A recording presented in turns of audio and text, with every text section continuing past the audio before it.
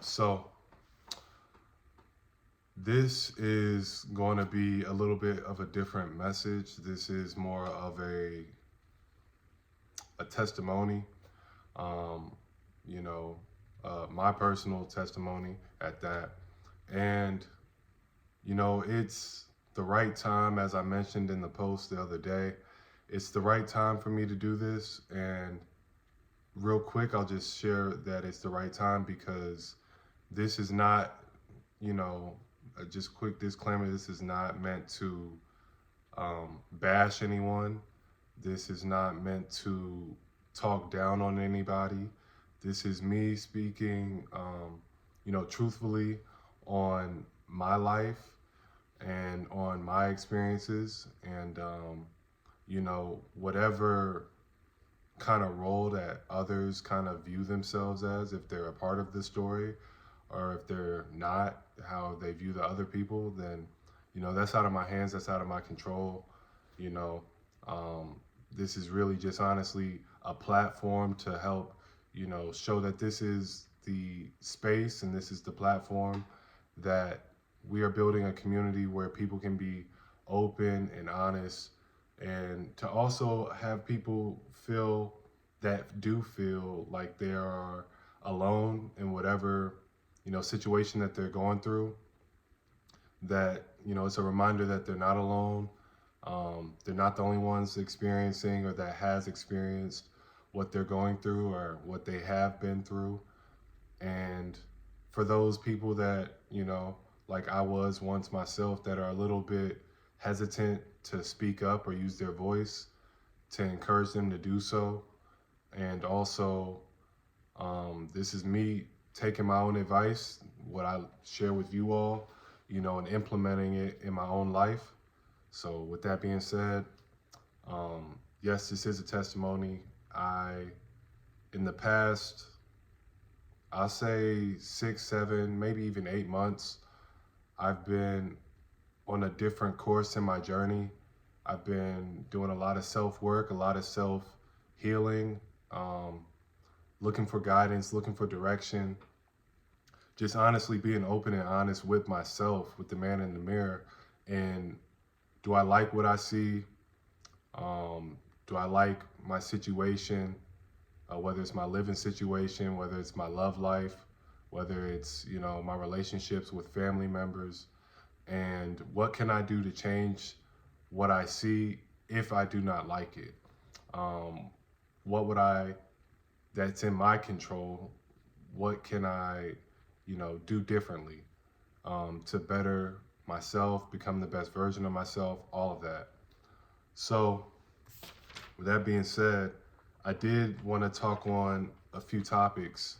One being family fallout, another being abandonment, and I believe the third one was abuse. And um, this is not the most like easy thing to like speak on. And I'm not just talking about myself. I know that people that like kind of endure these things, you kind of always, whether you feel like you're the only one going through it or not, you just feel like you got to hold it all in, like you got to keep it to yourself, that you got to endure it silently. And that's the whole point of this, is to show you and encourage you that you don't have to endure, or if you feel like you're suffering, if that's the right word for you, that you don't have to do that in silence. There are people that would love to, speak with you. There are people that would love to hear from you, and just to help you, you know, not become what you've been through. Essentially, I've been told that I don't look like what I've been through just from the few people that I have spoken to prior to making this. So, family fallout. Every family has its issues. I'm not saying that there's a perfect family out there. I'm not even saying that I would want to trade the family that I have, because it's enabled me to be able to let go of like habits and beliefs and thought patterns that I truly did believe in, and that um, I would not. be here in the spiritual space, mental space, emotional space, physical space, if I didn't have the family that I have, you know. So again, it's not to bash anyone, just speaking my truth. Uh, so yeah, family fallout. Like I said, definitely like several months ago.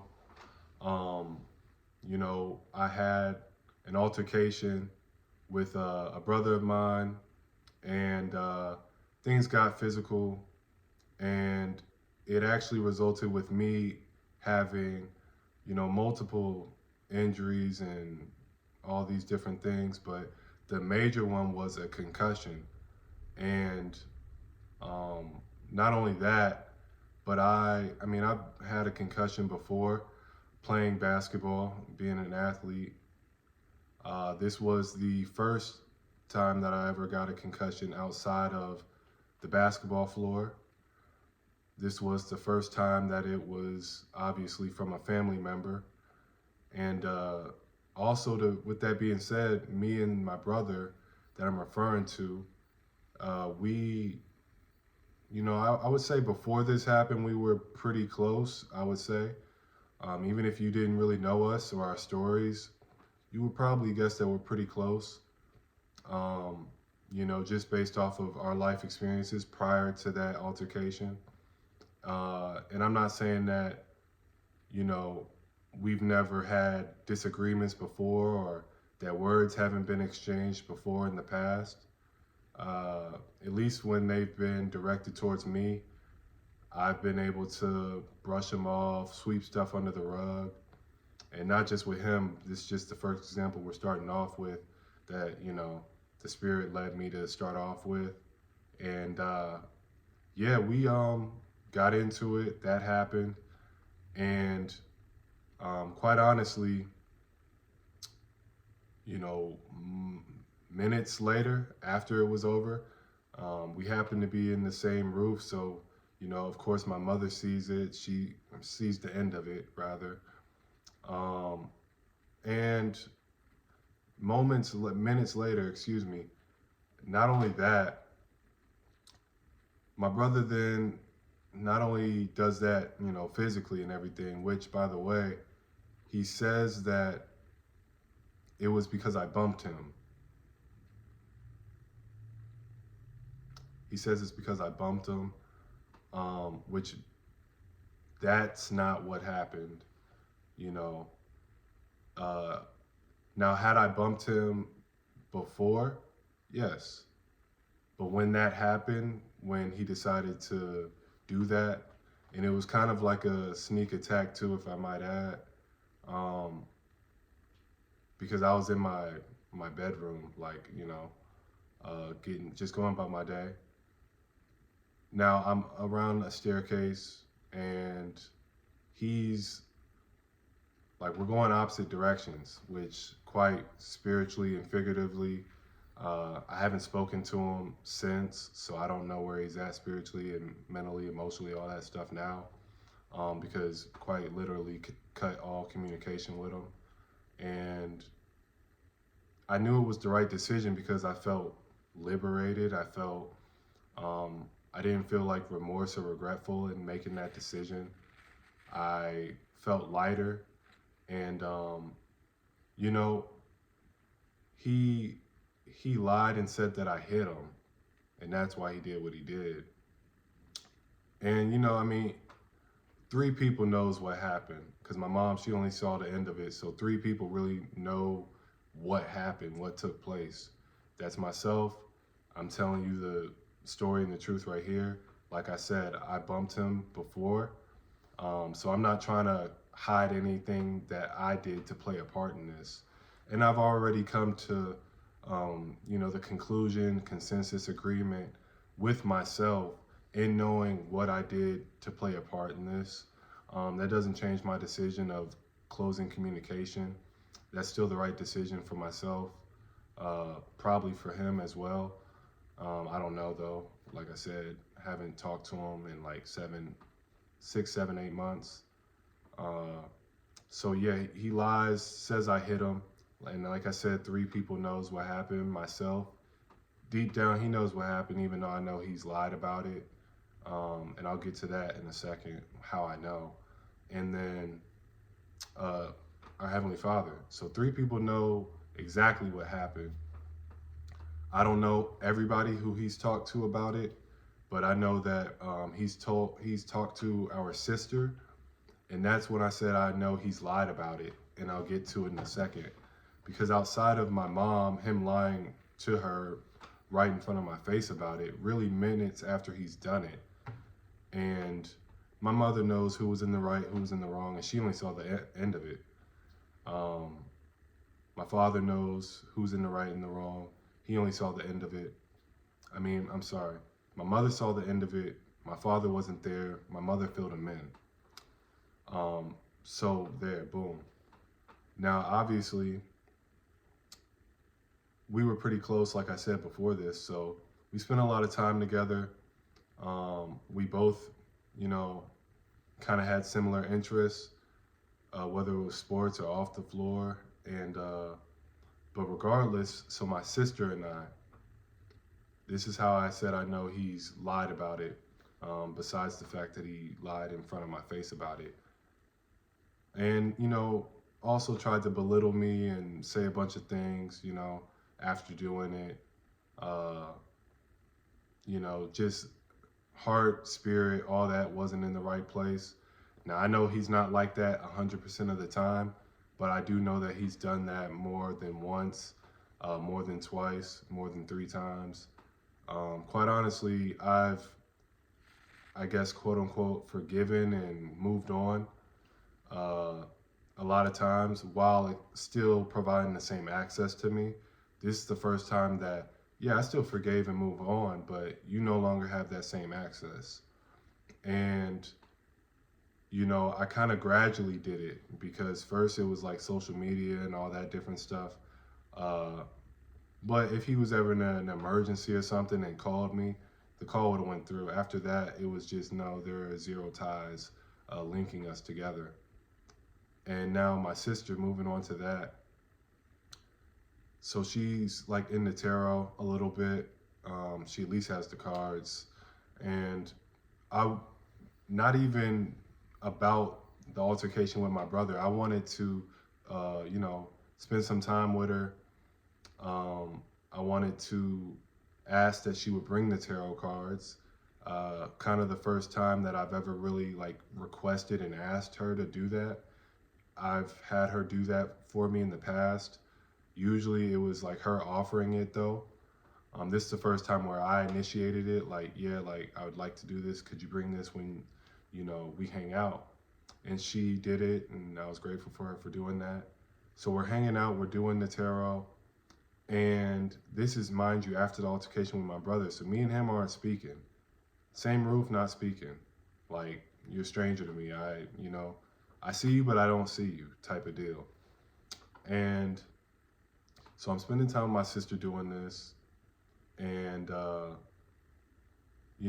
she offers, like she normally does for myself and for him, if she would like my brother to, for her to do it for him as well. And he's just like, kind of like, nah, like I'm good. He says, I'll talk to you later though, or something like along those words. It happened months ago, so I don't, probably like 4 or 5 months ago. So I'm not quite sure what exactly he said, but along those lines, that's what he said. Like, speaking to her, I guess, when I'm not there. Now, mind you, I don't know what's going on in his mind. Maybe he thought I was going to tell her. I wasn't even going to tell her any of it at all. And I still haven't to this day. Now, before this happened, I was reaching out to my sister, texting her. I know she had been dealing with some things with her job and like, just stress of being an adult woman, a single black woman at that. And, her house and all these different things. Like just trying to like open that communication, keep it healthy, keep it um, vibrant, just like encouraging her that she has a great day, stuff like that. And she would text back and everything like that. So we hang out, fast forward back to me spending time with her. We do the tarot, we spend a little time together.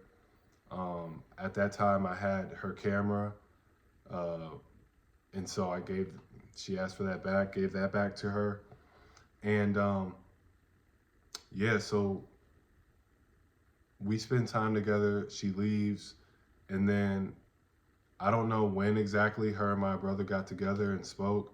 Clearly, he said stuff about the situation. And I know he didn't tell her the entire truth because me and my sister had lines of communication. We're texting and stuff like that. We just spent time together. I'm thinking everything is like normal, normal-ish, because stuff's not normal, right? What I've been saying, but I text her to reach out to her, encourage her, have a good day. Don't hear from her, and then like I let some time go by. Like she's probably just busy with her life. It's understandable. So then I just kind of reached out again, like maybe a week or so after, and was just like, hey, like haven't heard from you. Hope everything's good. Blah blah blah. Crickets, like just straight up crickets. Like she straight up just like she cut me out of her life, which I thought that was very strange, very odd. But my intuition, and I'm so spiritually in alignment that I know exactly what it is, because you don't go from one end of the spectrum and to the next, right? And I kind of lost a lot of respect for her. Obviously I lost total respect for my brother, but like I lost a lot of respect for my sister because you heard one side of the story. You, like I said, I haven't spoken to her in 4 or 5 months. So like you took one side of the story, one side of information, and you ran with that. You know, um, that's that's not really. I just don't believe that's the right thing to do. I feel like if you hear something or told something, especially if it's about somebody that you claim that you care about, then you should let that other person know what you heard, what you were told. And not that speaking to me is going to change your mind or how she feels, but like to not even give me that benefit of the doubt. Like it was just kind of like, wow, that's crazy, because again, this is somebody who I didn't do anything wrong to her. Um, I didn't belittle her in any way, didn't demean her in any way. Uh, my brother tries to belittle and demean me, abuse me, attack me. He lies to my sister, and I'm sure he lied to other people, whoever he could talk to, whoever would listen.